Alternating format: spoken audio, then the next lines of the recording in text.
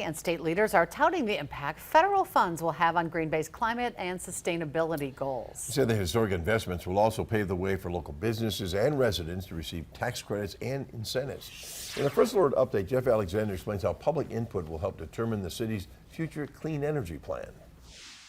Thanks to the Bipartisan Inflation Reduction Act and the Infrastructure Investment and Jobs Act, Green Bay and communities across Wisconsin are about to gain financial incentives to speed the transition to a zero-pollution energy future. With these packages, it will directly help Wisconsin communities say goodbye to energy systems that produce carbon dioxide emissions as well as other greenhouse gas emissions, and transition to clean energy, reduce the cost of energy, and remedy environmental health disparities.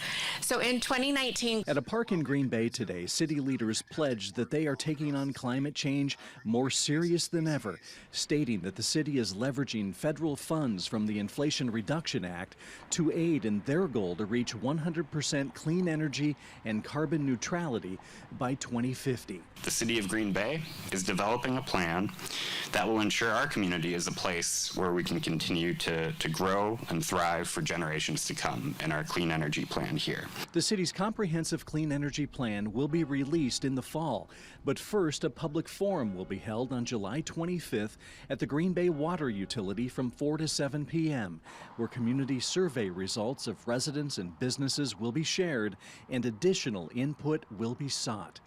Jeff Alexander, Action 2 News, Green Bay.